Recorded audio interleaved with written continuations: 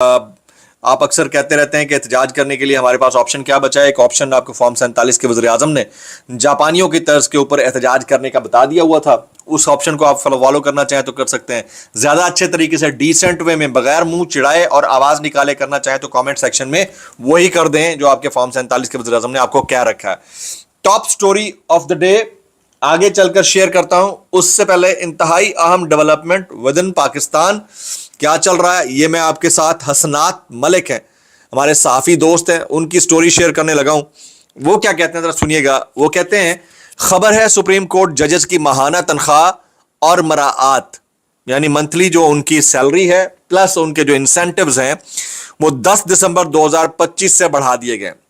یعنی 10 دسمبر 2025 سے اپلیکیبل ہوں گے جو تنخواہیں ان کی بڑھائی گئی ہیں. چنانچہ ہر جج بشمول مسرت ہلالی کو تقریباً 40 لاکھ روپے بقایا جات کی مد میں ملیں گے. ظاہرہ اتنا ٹائم ہو گیا. اسی طرح ریٹائرمنٹ کے بعد ان کی پینشنز میں بھی اضافہ ہوگا. یعنی اپلیکیشن کب سے شروع ہو رہا ہے, اپلائی کب سے شروع ہو رہا ہے, دسمبر 2025 سے.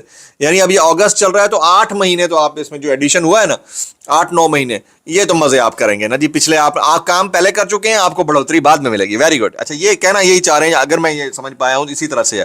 اسی طرح ریٹائرمنٹ کے بعد ان کی پینشن میں بھی اضافہ ہوگا. تمام ہائی کورٹس ججز کی ماہانہ تنخواہوں میں بھی 1 لاکھ کا اضافہ کر دیا گیا ہے. تاہم اس کا اطلاق 1 جولائی سے ہوگا. یعنی جو کام آپ دسمبر 2025 میں کر چکے ہیں اس کا معاوضہ آپ کو اگلے 8 مہینے تک ہر مہینے ملتا چلا آئے گا کیونکہ آپ کو مراعات ملنی ہے.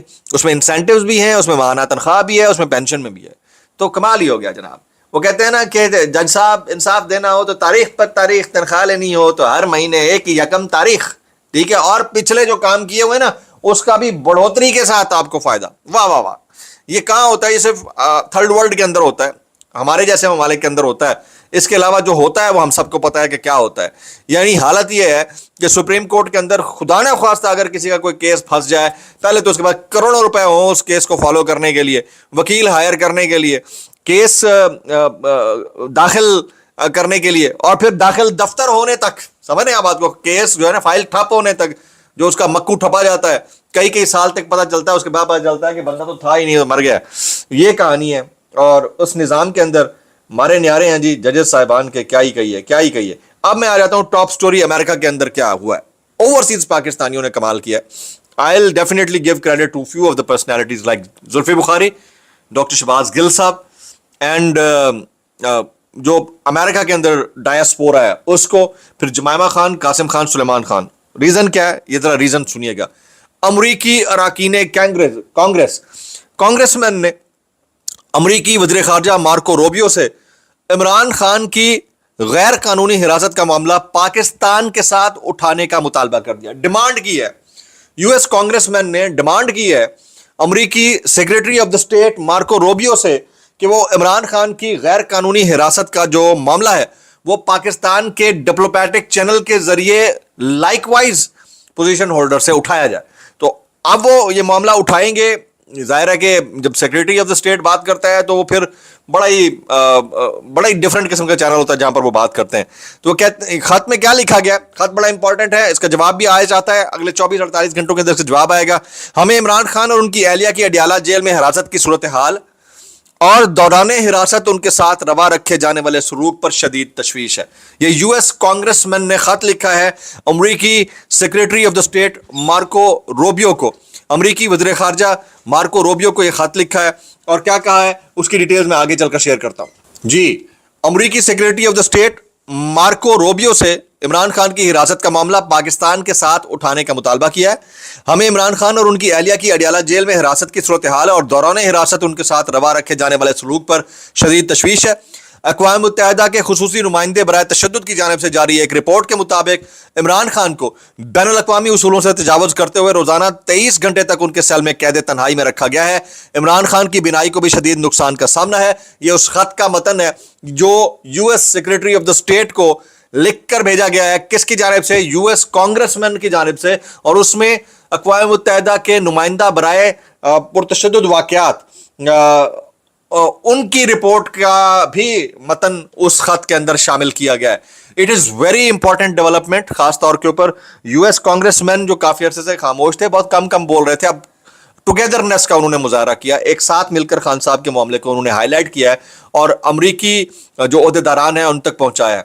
अगली जो डेवलपमेंट है जो मेरे पास अंदर अंदर की खबर उड़ती उड़ती आ रही है वो ये है कि अब ये डोनाल्ड ट्रंप से भी राब्ता करने की कोशिश कर रहे हैं, जिन्होंने इनके साथ वादे वईद किए थे, खासतौर के ऊपर ह्यूस्टन और बाकी इलाकों के अंदर उनको वोट दिलाकर जिताने के लिए, और उन्होंने इमरान खान का मुद्दा हाईलाइट करने का वादा लिया था डोनाल्ड ट्रंप से, उनसे भी राब्ता करके अब यह मामला उठाने की कोशिश की। क्योंकि इमरान खान की जो सेहत से मुतालिक खदशात हैं वो अब हर आए दिन, हर गुजरते दिन के साथ बढ़ते जा रहे हैं।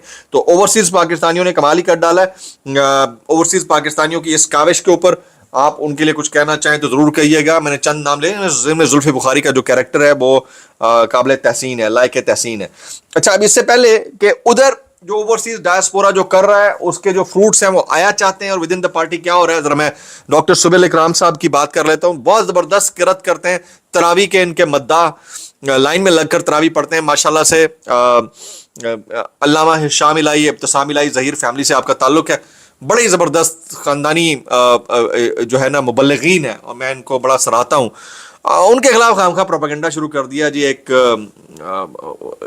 लाहौर का एक रोज़नामा है खबरें, उस ग्रुप के लोगों ने, हालांकि ये तमाम तर लीगल, मेरी इत्तलात के मुताबिक, तस्दीक कीजिएगा अगर मैं गलत कह रहा हूँ, तमाम तर जो लीगैलिटीज़ हैं उसको फॉलो करके तमाम बिजनेस कर रहे हैं डॉक्टर सुबेल इकराम साहब। तो साफ्ती बरादरी के अंदर भी काली भेड़ें हैं, हम सबको पता है, और बिजनेस कम्युनिटी के अंदर भी होती होंगी, लेकिन जितना बड़ा कद, जितना बड़ा नाम है, इनको अप्रिशिएट करना चाहिए। अच्छा काम कर रहे हैं, लीगल काम कर रहे हैं तो अप्रिशिएट करना चाहिए। अगर कोई इलीगैलिटी है तो उसका मुहासबा होना चाहिए, लेकिन not on the level of the इस तरह का न्यूज़पेपर ग्रुप, और हमें जिसकी क्रेडिबिलिटी का ऑलरेडी अंदाजा हो। तो मेरा ख्याल है कि थोड़ा सा जो है ना, जो अच्छे लोग हैं ना, जो अच्छे लोग सिस्टम में रहकर अच्छा काम करना चाह रहे हैं, उनको इससे थोड़ा सा लीवरेज दे देनी चाहिए, थोड़ा सा बिहेव करना चाहिए।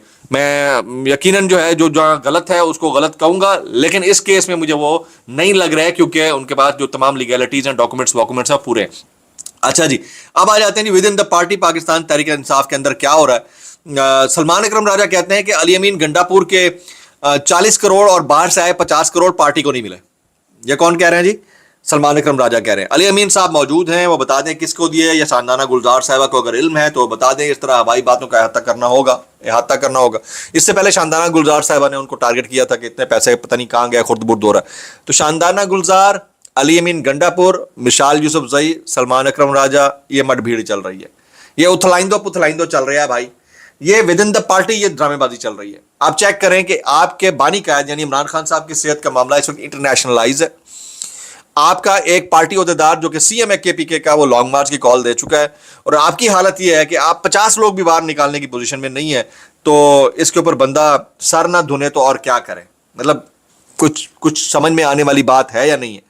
अच्छा, जो जजेस के मराद की मैं बात कर रहा था, उसमें मेरा सवाल यह होगा कि क्या ये मराद जो है जस्टिस बाबर सत्तार को भी इसी तरह मिलेंगी, जस्टिस मोहसिन अख्तर कियानी को, जस्टिस समन रफत इम्तियाज को, जस्टिस आयशा मलिक को, जस्टिस मंसूर अली शाह को, जस्टिस मुनीब अख्तर को, या फिर वो कौन से थे जस्टिस मंसूर अली शाह साहब, उनको, इन सब को तमाम, या जहांगीरी साहब, इन सबको भी मराद जो है दिसंबर 2025 से ही मिलेंगी, तनख्वाह जो उनकी रुकी हुई भी होगी या मिल रही है उसकी मद में, या सिर्फ ये बाकी जो जजेस साहबान मौजूद हैं उनके लिए ये ख़ास मेहरबानी है। तो ये चेक करना होगा।